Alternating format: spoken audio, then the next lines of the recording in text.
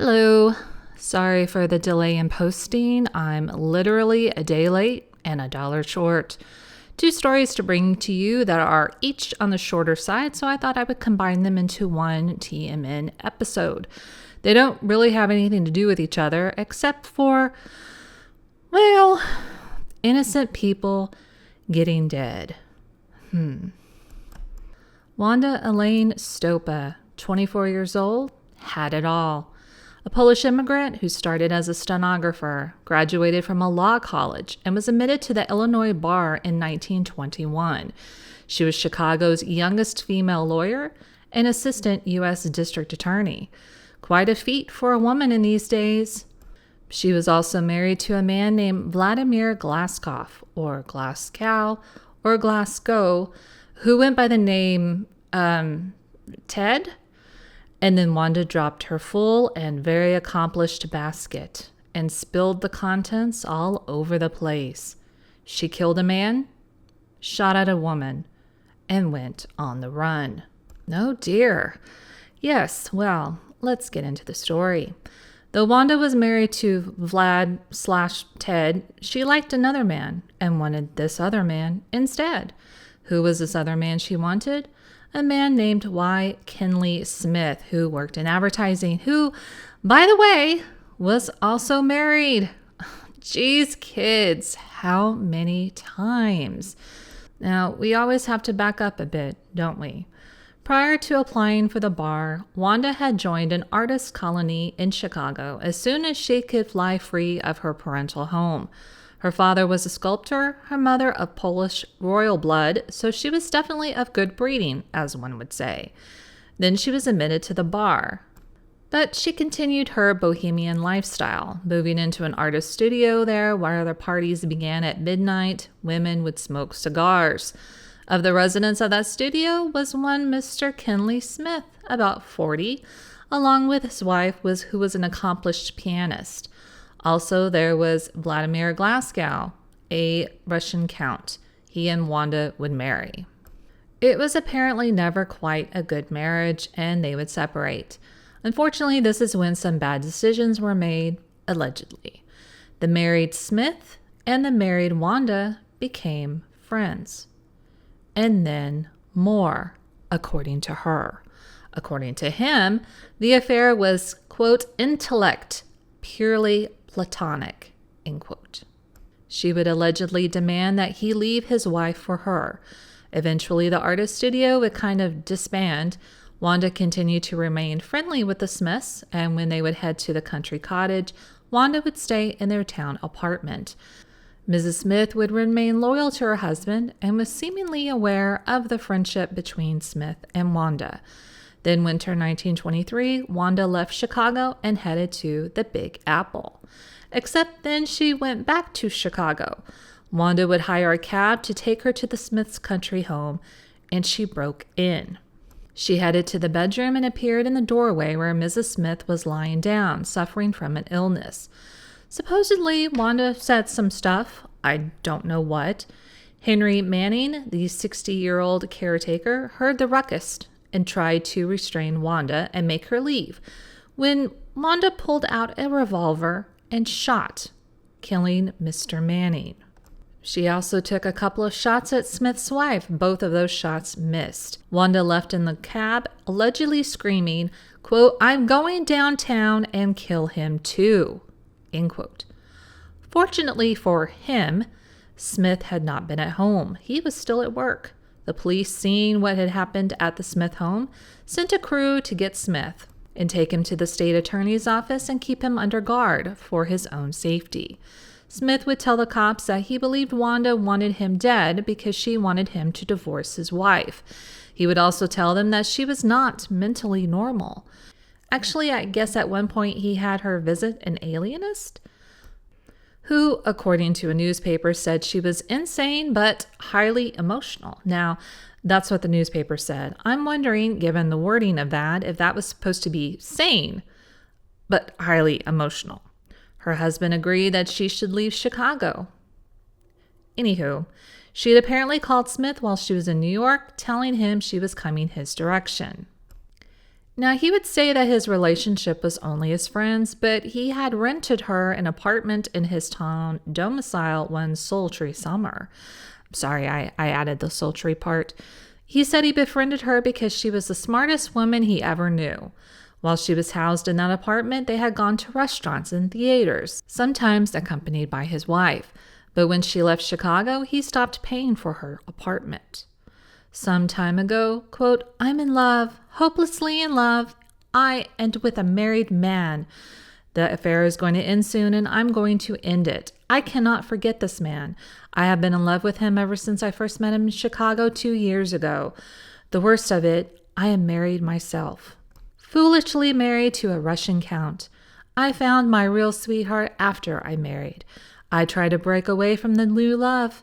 It wasn't to be. Then I asked my husband to kill me, to kill the man in the case too. But he wouldn't. If I couldn't forget, I tried. I left Chicago and the man. I came here, but I find I cannot forget him. End quote. April 26th. Unfortunately, and all very quickly, we're never going to know anything more about this, at least not from Wanda. She would take her own life in a Detroit hotel. Detroit police received a tip from Chicago police asking them to look out for Wanda, who could be going by the name of Glasgow, her married name. 2 detectives began looking at hotels and found a Mrs. Theodore Glasgow. But the operator of the hotel, I'm assuming, would tell the police that Wanda had ended her life some 3 hours before. The hotel had already called the coroner, and the body had been removed to the undertakers. There is when her body was identified as Wanda. In the room were letters and bills with the name Miss Stopa Glasgow. Just prior to taking the poison, she mailed a message to her mother. Quote, my dear, dear mother, end quote. Signed Manmanino, which means mother's darling. In the letter was $150 in money, 2 bonds, and 3 letters concerning a case she had been working on and needed her mother to send information to a particular lawyer. There was also a letter from Kinley that read, quote, Dear Wanda Jean, I have been successful in everything but forgetting, in which I am like an omelet with ham left out. At least, I looked in the shop windows today for something you would like, but I did not see anything. 1 hat was possible, but how could I confirm it without the little Polish bean to check up by? Check up by is undoubtedly the world's worst locution, but along with my eagle, I have lost my talent. Polka, I hope you have been a little easier these last few days. I pray that I may yet be the springboard from which you dive into the lake of song, laughter, and happiness. I pray without a God, but nonetheless hard for that. Schlecht, I must go now and dictate, and to a beautiful New York stenographer. Still you are indecipherable, who has both suffered and studied. There is nothing like your face in New York, or if there is, they keep it locked up. Kinley. End quote. Apparently, it also came out at the coroner's inquest that Smith had agreed to pay her $150 per month for 4 months if she left Chicago and went to New York's Greenwich Village. The agreement was to end in April, which ticked her off. The taxicab driver, Mr. Wood, was charged with being an accessory to the murder because he didn't report that he had taken her to the home. He claimed at the coroner's inquest that he didn't know of the shooting until he saw the papers. What would Smith say? Quote, poor little girl, too emotional, end quote. He has gone into seclusion. Joining him in seclusion was Mrs. Smith, who knew of her husband's friendship with Wanda. Quote, but he admired her for her intellect.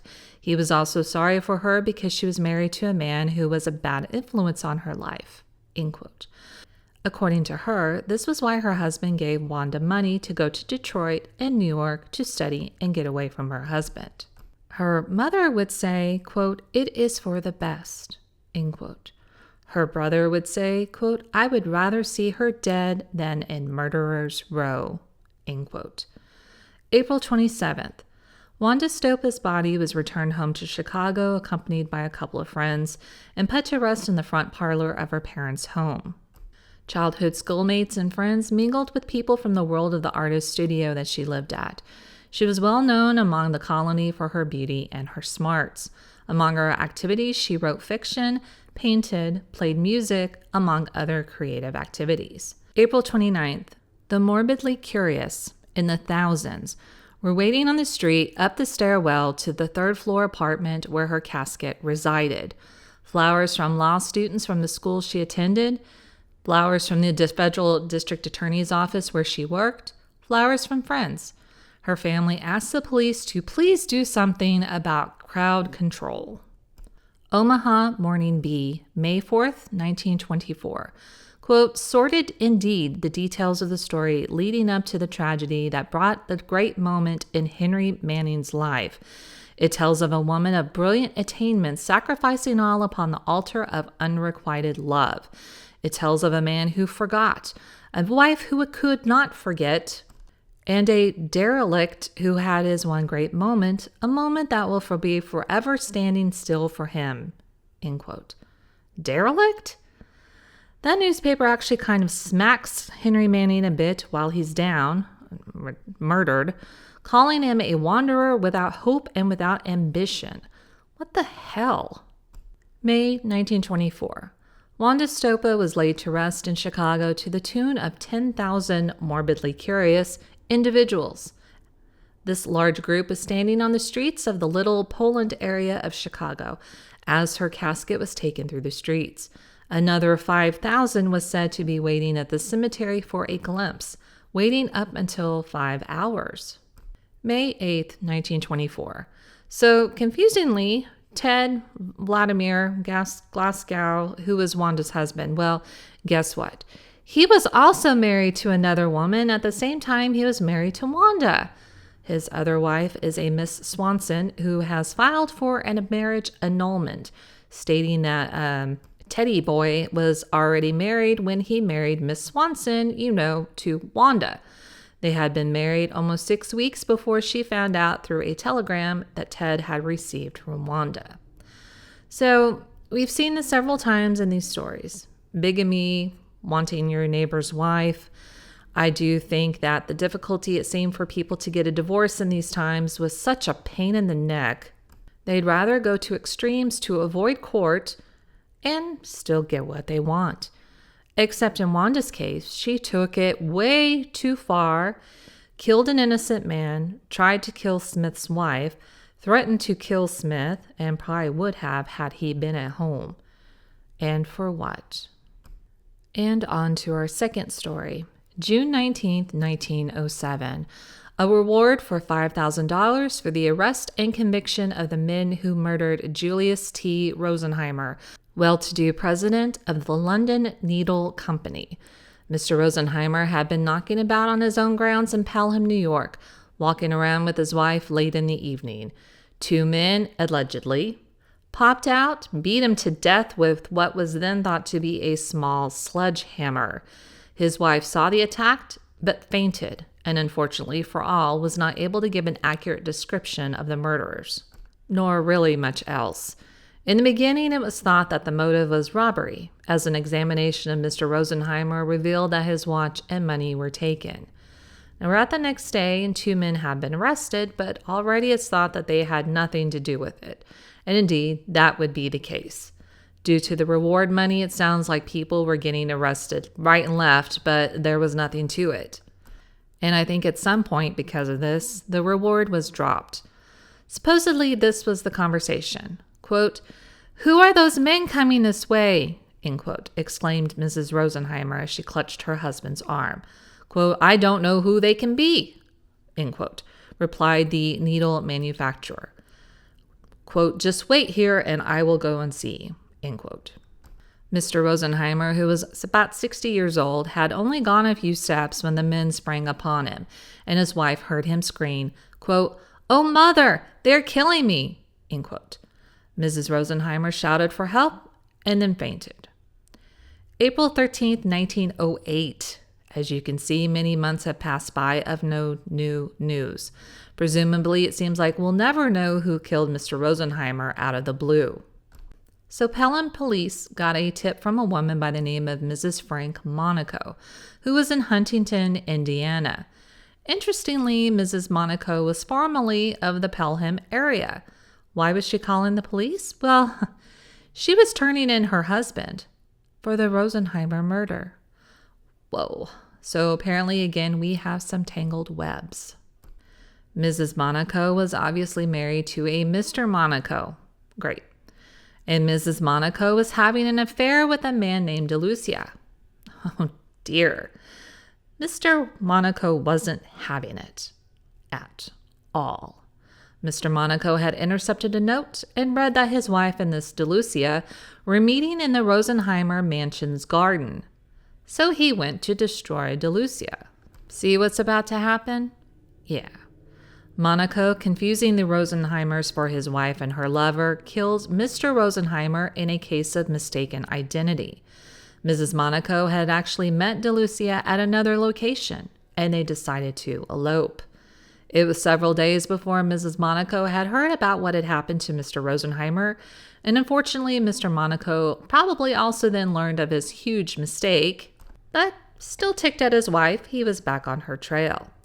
A woman who lived near the Rosenheimer mansion had saw two men hiding behind a hedge in front of her house the night of the murder and could only catch a bit of their conversation, something about waiting for someone. The story then corroborated with what Mrs. Monaco had told police. Monaco continued to pursue his wife and her lover and located them in Huntington. He actually had them arrested. They got themselves convicted of improper conduct and are now in jail serving some sort of time, but not supposed to be much. Mr. Monaco had been contacting his wife daily while she's in jail. The police, oddly, I guess they love, thought that perhaps Mr. Monaco was trying to get his wife back, and the police let them talk to each other. Well then, Mrs. Monaco would tell the jail guards, quote, "Keep that man Monaco away from me. He is taunting and threatening me. He swears he will have more vengeance when I am out of jail," end quote. So Mr. Monaco was no longer allowed to visit her, and instead he decided to stand outside and taunt her from the outside. So he wants vengeance? Well, she would get hers. Quote, "That man has me frightened. Now I will have my vengeance. My husband is the murderer of Mr. Rosenheimer, for whom he used to work in Pelham Manor. He killed him thinking he was DeLucia. I love DeLucia, and I hate Monaco, my husband. My husband suspected the truth last spring and began to watch DeLucia and me. DeLucia wrote me a note to meet him in the garden outside the Rosenheimer home on June 18th last. My husband intercepted the note and went to meet DeLucia and kill him. Mr. and Mrs. Rosenheimer were in the garden. It was dusk, and in the half-light, my husband mistook Mr. Rosenheimer for DeLucia and Mrs. Rosenheimer for me. He jumped out at Mr. Rosenheimer and beat him to death. He took some money and his watch from him after he had discovered his mistake. I knew the story all the time and kept still. So did DeLucia. We were afraid to talk. We were afraid of Monaco. He is desperate and a bad man. Just before he went to live at Pelham Manor, my husband stabbed a man in a card game at Rochester." End quote. So, easiest arrest ever. The police heard her story, went outside to where Monaco was taunting her, and slapped the cuffs on him. Bing, bang, boom. April 14th, 1908. Monaco was taken to New York State by the chief of police of Pelham Manor on the charge of murder. His wife is going to be a witness, and she's also stated that she was sold to DeLucia for $10? Huh? April 16th, 1908. Monaco was arraigned today on a charge of murder and will go to the grand jury. June 24th, 1908. Guess who is likely to be freed? Mr. Monaco. Why? Well, there's actually no evidence against him. No one seems to believe his wife's story. 2 grand juries failed to indict him just simply for the fact that it can't be proven he was involved at all. I had read that Monaco may actually sue the officials who brought him to New York State from Indiana for a false arrest, but I didn't find anything to see if he did or not. So did Monaco actually do anything to Mr. Rosenheimer and get away with it? Did Mrs. Monaco see this as an opportune moment to get her husband out of the picture so she could have an illegal marriage to DeLucia? We don't know. Tangled webs, people. Seriously. If you like the story, please like and subscribe. I will be back next week. See you.